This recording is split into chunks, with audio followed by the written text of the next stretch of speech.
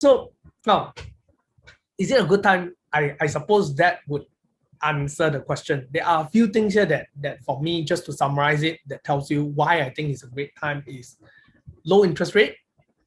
Malaysians still haven't have a property price inflation that is very big yet. And then we can see overseas are all property prices increasing. So eventually it will come to Malaysia facing the same thing. Now, during this period of time, what you want to be afraid is actually what we call asset inflation. Means your raw chicken will not increase in price, but the property is increasing in price. And I think that is over the past few years, Malaysians has been really feeling it. You are earning enough to makan, but you're not earning enough to accumulate wealth. Oh, that's the problem. Oh.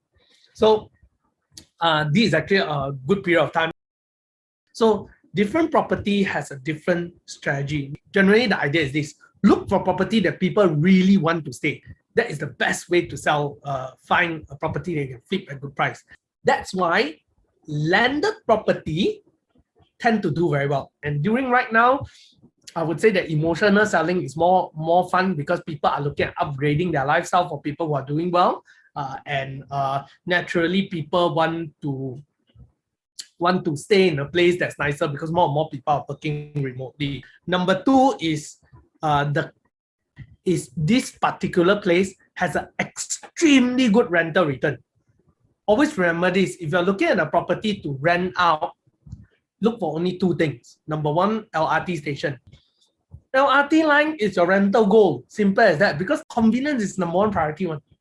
Number two, if you don't have LRT there, then you make sure it is a very matured commercial place. These are the few things that you want to recognize and be careful about when you buy property. Liquid cash is still king.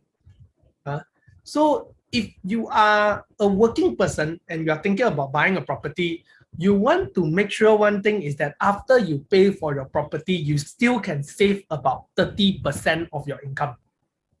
So some people ask this question: is developer important?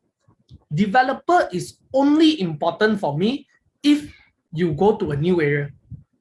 For example, Setia Alam will not be Setia Alam without Setia. Because what they did is that they did not just build landed property and bungalow, they built a mall, they built a hospital, they built a lot of commercial center, and they keep bringing in people to set up headquarters there. And so generally at the end of the day, I'll zoom back down to the point that I started off with, which is know your objective for buying a property. Is it rental? Is it property flipping? Number one thing is actually location. Yeah. So that's all about it for today. I hope that helps you all.